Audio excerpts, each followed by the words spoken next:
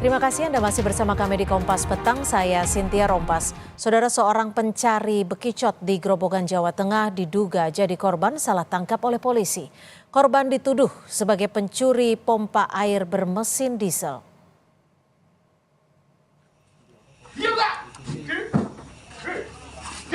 Saudara, ini adalah video amatir saat warga desa Dimoro, Kecamatan Toroh, Grobogan yang bekerja sebagai pencari bekicot diduga mendapat kekerasan dari polisi saat diinterogasi. Video tidak kami tayangkan secara utuh karena mengandung unsur kengerian. Dalam video tersebut tampak seorang polisi diduga melakukan kekerasan kepada korban Kusyanto yang dituduh sebagai pencuri pompa air bermesin diesel.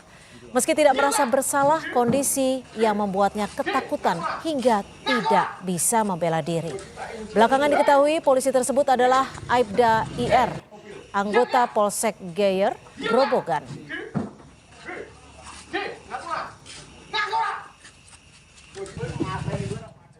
Pasca video viral salah tangkap dan dugaan kekerasan oleh polisi, Kapolres Grobogan mendatangi korban untuk meminta maaf atas tindakan anggotanya saat melakukan interogasi. Kapolres Grobogan pun menyatakan polisi tersebut adalah Aibda IR, anggota Polsek Geyer, Grobogan. Kapolres Grobogan menyatakan hasil penyelidikan membuktikan korban Kusyanto tidak terbukti melakukan pencurian.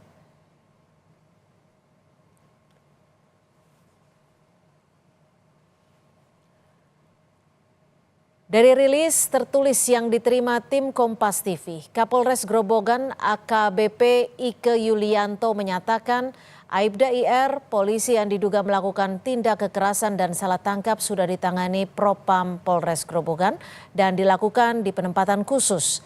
Hasil penyelidikan yang dilakukan membuktikan bahwa Kusyanto, warga desa Dimoro, pada saat itu terbukti tidak melakukan pencurian.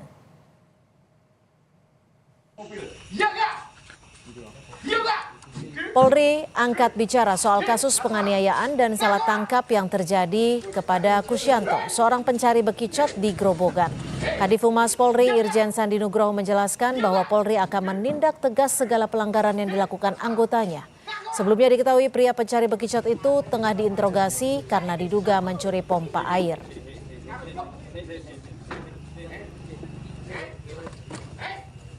Mungkin yang terkait di Grobogan juga akan ditindak untuk anggota. Tadi sudah dijelaskan Pak Kapolri waktu pojokan sana. Tadi ya, sekali lagi semuanya yang melanggar ketentuan sudah diverifikasi, sudah diperiksa sama Propam. Bahkan yang periksa bukan cuma Propam, situasi pun juga tutup. Jadi polisi saat ini sudah tidak ada lagi ruang bersembunyi kalau ada yang melanggar ketentuan. Ada pengawasan dari internal, ada pengawasan dari eksternal, ada pengawasan dari dunia digital, ada teman-teman dari netizen, semuanya kita minta dengan hormat untuk bisa awasi Polri, tegur Polri, dan tolong untuk bisa Polri menjadi baik ke depan apabila ada yang melanggar. Saudara, seorang pencari bekicot di Grobogan, Jawa Tengah jadi korban yang diduga salah tangkap oleh polisi. Meski akhirnya polisi meminta maaf, Polri pun menyatakan akan menindak tegas anggotanya yang melakukan pelanggaran. Kita akan bahas dengan Komisioner Kompolnas Yusuf Warsim pada sore hari ini. Selamat petang Pak Yusuf, terima kasih sudah bergabung bersama kami di Kompas Petang. Selamat petang, Cynthia. Ya, Pak Yusuf, sebelumnya saya mau tanya deh, kalau untuk interogasi kepolisian itu mekanismenya seperti apa sih? Apakah ketika ditangkap langsung diinterogasi atau membutuhkan hal-hal tertentu? Ya, kalau interogasi itu dalam hal apa dulu? Nah, kalau penyelidikan biasanya yang umum itu meminta klarifikasi, interogasi. Artinya itu dilakukan punya dasar, tidak main sembarangan meminta klarifikasi, mengintegrasi tanpa ada dasar. Nah, dasarnya biasanya ada LP, ada LI, laporan informasi, itu salah satu dasar. Nah, ini harus seperti itu, tidak main orang diinterogasi tidak punya dasar, itu nggak bisa. Anda sudah sempat melihat video yang sempat beredar di media sosial terkait kasus Grobogan. Menurut Anda ini bagaimana Kompolnas melihatnya? Karena kalau dilihat dari video yang ada, ini adalah interogasi dengan bisa dikatakan kekerasan di depan warga juga. Ya, sudah kita pantau Tapi pertama tentu langkah permintaan maaf sudah dilakukan oleh Kapolres, artinya itu sudah baik dan ini ada pengakuan, ada unprocedural. Proses unprocedural itu sudah dilakukan pemeriksaan di Propam, ini tentu kita dorong agar tuntas. Nah, yang kedua, ya memang Mhm. kadang-kadang karena Kompolnas sendiri dalam beberapa waktu lalu juga kita menerima permintaan konsultasi dalam kasus-kasus yang ada di masyarakat pencurian begini meminta polisi bergerak cepat. Nah, memang kalau ada permintaan masyarakat bergerak cepat itu memang polisi di Polsek itu pasti dilema gitu. Hmm. Tapi tentu kami menyarankan kepada masyarakat dibuat dulu laporannya, pengaduan ke polisi agar polisi punya dasar melakukan Oke. tindakan. Tapi yang dikhawatirkan kalau langsung dipenuhi keinginan masyarakat meskipun sudah punya kecurigaan kuat, Hmm. khawatir salah prosedur, Hmm. bukti permulaannya belum Artinya cukup. Anda mau juga menyatakan bahwa ini ada indikasi kelalaian atau pelanggaran kode etik? Ya sementara ini kalau salah tangkap itu kasusnya pasti itu unprocedural, tidak didukung oleh bukti awal dulu seseorang ini yang dilakukan penangkapan. Nah, tentu Hmm. ini ya melanggar kode etik itu sudah pasti. Sementara kan ini sudah diperiksa di Propam. Ya, itu yang kita dorong agar itu tuntas, tapi tidak hanya di situ. Anggota tersebut juga perlu dilakukan nanti pembinaan profesionalismenya ketika menghadapi situasi seperti ini. Ada desakan masyarakat mencurigai seseorang bahwa diduga mencuri, tapi tetap harus mengedepankan Oke. profesionalisme. SOP-nya tetap harus dijunjung tinggi. Oke, Itu kalau dari Kompolnas sendiri sudah menerima informasi seperti apa terkait dengan peristiwa yang terjadi di Grobogan ini, Pak Yusuf?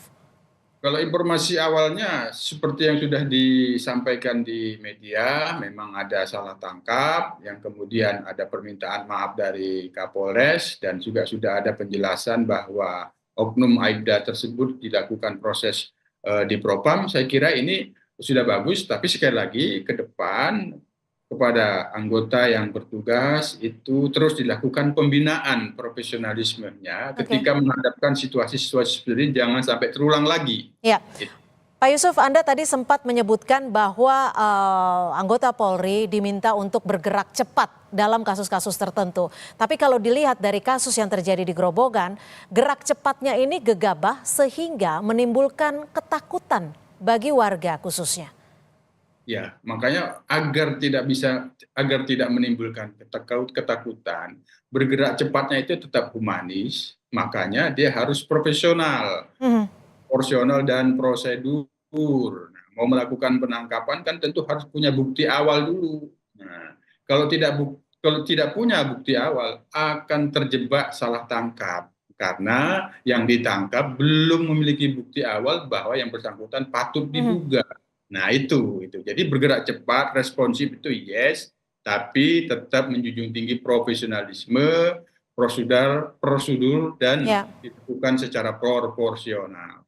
Pak Yusuf, ada tidak sih aturan ataupun prosedur yang diberikan oleh Polri terhadap korban-korban salah tangkap ini? Karena pastinya akan ada permasalahan secara psikologis. Ya tentu Polres ya sebagaimana biasa seperti yang sekarang dilakukan ini kan bagian dari cara merehabilitasi. Mhm. Permintaannya dulu itu sudah bagus, terus selanjutnya ya SOP-nya kan biasanya ada rehabilitasi atas kesalahan tindakan yang dilakukan oleh kepolisian. Dua Ya. hal itu sangat bagus itu, Mbak Cynthia.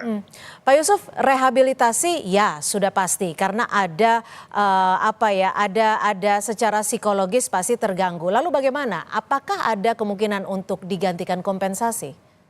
Ya itu bisa saja, bisa dimungkinkan itu. Cuman sekali lagi tergantung pada kondisi. Nah, dari rehabilitasi yang akan dilakukan itu, bagaimana koordinasi dan komunikasi pihak kepolisian dengan korban salah tangkap itu seperti apa, itu nanti akan dilihat. Nah, kompensasi itu tidak tertutup kemungkinan bisa ada. Lalu apa yang bisa dilakukan oleh Kompolnas sendiri karena bisa dikatakan salah tangkap ini bukan pertama kalinya terjadi, bahkan ada bentuk intimidasi juga kalau dilihat dari kasus Grobogan. Tindakan preventif apa yang bisa dilakukan Kompolnas agar tidak akan terjadi lagi hal-hal seperti ini? Ya, Kompolnas kan fungsinya sebagai pengawas, untuk memastikan kinerja anggota yang bertugas di lapangan itu tidak melakukan pelanggaran, terhindar dari pelanggaran, ya seperti kasus salah tangkap ini, ya pembinaan profesionalismenya di dalam bertugas, memahamkan betul prosedur tindakan kepolisian. Memang ya perkapnya itu sudah ada kan, mengambil tindakan kepolisian. Nah itu terus diulang pembinaan itu. Memang ya banyak-banyak perkap ini memang ya sulit menghafalnya, tapi tentu ini menjadi tugas atasan, tugas pengawasan melekat untuk melakukan pembinaan. Setidaknya kan mestinya yang bertugas itu menyampaikan dulu kepada atasannya. Ini ada laporan dari masyarakat untuk segera mengambil tindakan kepolisian. Artinya atasannya juga harus diperiksa gitu Pak Yusuf? Ya setidaknya dimintakan klarifikasi. Apakah mengetahui atas tindakan oknum Aibda ini? Nah, itu kan perlu agar itu menjadi informasi penting untuk melakukan pembenahan di dalam pembinaan ke depan kaitannya dengan profesionalisme di dalam mengambil tindakan kepolisian seperti itu. Berarti apakah ini bisa dikatakan bahwa ada kelemahan yang dilakukan oleh anggota-anggota Polri yang memang untuk menangani kasus-kasus di lapangan yang berkaitan ataupun berkikisan langsung dengan warga seperti hal di Grobogan ini Pak Yusuf? Kelemahan bisa iya satu sisi, tapi pada sisi lain bisa saja sifatnya kondisional gitu. Karena sudah dihadapkan dilema, masyarakat sudah meyakini betul mencurigai seseorang yang selama ini menyebabkan banyaknya kecurian hilang. Jadi situasi itu, oleh karena itu dalam situasi seperti itu ya itulah pembinaan kepada profesionalisme itu sangat penting. Disampaikan kepada masyarakat bahwa ini kami harus bekerja secara prosedural. Itu kira-kira. Selain prosedur tentunya ada undang-undang yang perlu ditaati dan juga ada SOP yang seharusnya sejatinya sudah dimaknai dengan lengkap oleh para anggota Polri yang berhubungan langsung dengan masyarakat. Terima kasih Pak Yusuf Warsim, Komisioner Kompolnas sudah memberikan perspektif di Kompas Petang sore hari ini. Terima kasih. Terima kasih.